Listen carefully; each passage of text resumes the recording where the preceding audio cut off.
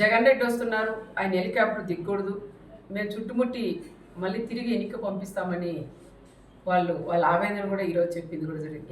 ఎందుకంటున్నారంటే ఆ రోజు పులివిందలకి పరిటాల రవి అని వెళ్ళినప్పుడు అడగడగినా చెక్ చేసి ఆయనకు ప్రాణహామీ ఉండదని తెలిసినా అడగడగినా చెక్ చేసి కేవలం 3 బండ్లు మాత్రమే పంపించి అక్కడ కోర్టులో కూడా హాజరైనారనే విషయం చాలా మందిలో ఆ రోజు తిరిగి వెళ్ళిన వాళ్ళందరికీ పరిటాల రవి గారితో ఎవరైతే వెళ్ళారో వాళ్ళందరికీ కూడా ఆవేదన ఆ బాధ అనేది ఈరోజు కళ్ళకు కట్టినట్లు కూడా కనిపించింది. మరి ఈరోజు మన రామగిరి మండలానికి వస్తున్నారు, మన ప్రాంతానికి వస్తున్నారు, ఆయన రాకూడదు, మీరు నో అని చెప్పొద్దండి అని నన్ను గట్టిగా కూడా నన్ను నిలదీస్తున్నారు. అయినా ఈరోజు మా నాయకుడు చంద్రబాబు నాయుడు గారు మాకు ఒకటే నేర్పించారు.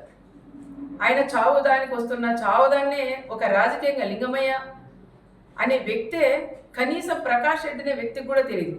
లింగమయ్య ఫ్యామిలీ కూడా తెలుగుదేశంలోనే ఉండేవాళ్ళు, వాళ్ళ పిల్లలకు కూడా ఉద్యోగాలు కూడా ఆ రోజులు ఇప్పించింది కూడా మేమే అని కూడా మేము చెప్పుకోవచ్చు.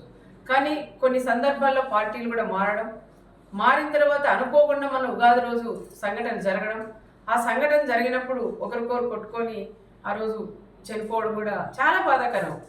ఫస్ట్ జగన్ రెడ్డికిను ప్రకాష్ రెడ్డి గారు బాధపడిన వ్యక్తి నేనని కూడా చెప్పుకోవచ్చు.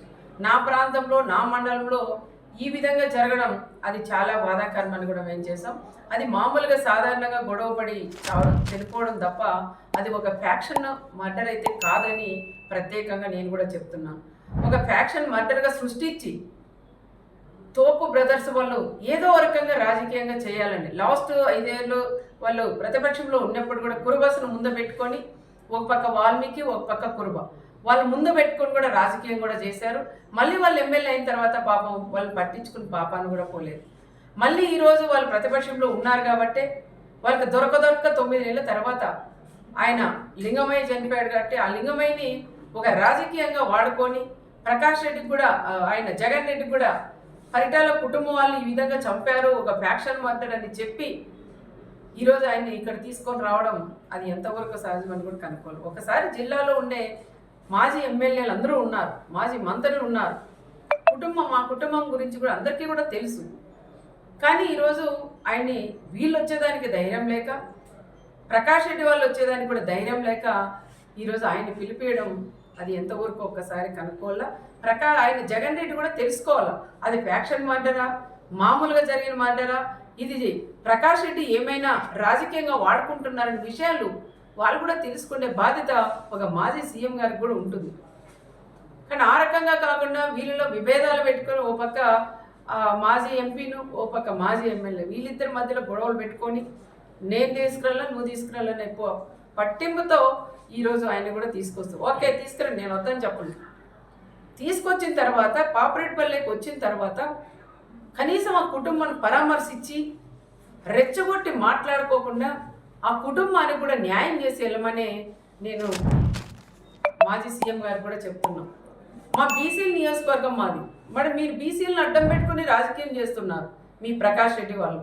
మరి రాప్తాన్ నియోజకవర్గం ఎల్లుండి వచ్చి రేపు వచ్చినప్పుడు నువ్వు కూడా ఒక బీసీకి ఇన్ఛార్జ్ ఇచ్చి కూడా పోవాలని ప్రత్యేకంగా నేను జగన్ రెడ్డిని కూడా నేను కోరుకుంటున్నా. నాకన్నా ఎక్కువ ఈ ప్రాంతంలో ఉండే ప్రజలందరూ కూడా అదే కోరుకుంటున్నారు. మా మంత్రి గారు కూడా మాట్లాడినారు, నీకు అంతగా బీసీల మీద నీకు ప్రేమే ఉంటే మరి నువ్వు వస్తావు ఈ నియోజకవర్గానికి వచ్చినప్పుడు, ఈ ప్రాంతానికి వచ్చినప్పుడు నీకు దమ్ము ధైర్యం ఉంటే రేపు ఒక బీసీని అభ్యర్థిగా నువ్వు ప్రకటించగలవా అని నేను కూడా జగన్ కూడా నేను అడుగుతున్నాం. కేవలం ఇది మామూలు హత్యని ఒక ఫ్యాక్షన్ హత్యగా మీరు ఇది తీసుకురావడం అది కరెక్ట్ కాదని మరొకసారి నేను కూడా తెలియజేసుకుంటూ, ఏది ఏమైనా మా వాళ్ళందరితో కూడా ఇప్పుడు నేను మాట్లాడి నిర్ణయం తీసుకొని సమన్వయం పాటించండి. వీళ్ళు గొడవలు పెట్టి కక్షలు పెట్టి ఏదో విధంగా మనల్ని గొడవల్లోకి లాగుతున్నారు. దయచేసి వాళ్ళ ఉచ్చులో పడొద్దండి, దయచేసి అలాంటి వాళ్ళు నమ్మొద్దండి. దమ్ముంటే మీరు మా జగన్ని ఆపగలరా అంటారు. దమ్ము ఉంది, ఎవరు మీరు అవసరం లేదు, నాకు దమ్ము ఉంది. ఎంతమంది డిపార్ట్మెంట్ వాళ్ళు ఉన్నా నాకు దమ్ము ఉంది, నేను నిలబెట్టగలను, నేను అనుకుంటే. కానీ మాది అలాంటి సంస్కృతి కాదు. మేము రమ్మనే ఆహ్వానిస్తున్నాం. వచ్చి ఆ కుటుంబాన్ని పరామర్శించి రెచ్చగొట్టి మాట్లాడుకోకుండా ఆ కుటుంబానికి కూడా సహాయం చేసుకోమని మేము కూడా చెప్తున్నాం. ఇంటెలిజెన్స్ డిపార్ట్మెంట్స్ వాళ్ళు కూడా సార్ అని కూడా అడుగుతున్నాం. రెచ్చగొట్టి ప్రకాష్ రెడ్డి అనే వాళ్ళు ఈరోజు ఈ టైంలో కూడా ఆయన మళ్ళీ పెడుతున్నారు. మీకు ఆపే ధైర్యం ఉందా అని. ఇక్కడ తెలుగుదేశం బ్లడ్ ఉంది, ఇక్కడ పరిటాల బ్లడ్ ఉంది, మా చంద్రబాబు నాయుడు గారి బ్లడ్ ఉంది. మేమెందుకు ఆపమయ్యా ఆపాలంటే? నువ్వు రెచ్చగొట్టి నువ్వు ఆపండి, ఇది మళ్ళీ రాజకీయం చేసి ఇంకా 100 రోజులు 5 ఏళ్ళు దీన్నే రాజకీయం జగన్ వస్తుంటే ఆపారు అని చెప్పుకోవడం కోసమే నువ్వు రెచ్చగొడుతున్న విషయం ప్రతి ఒక్కరికి కూడా తెలుసు.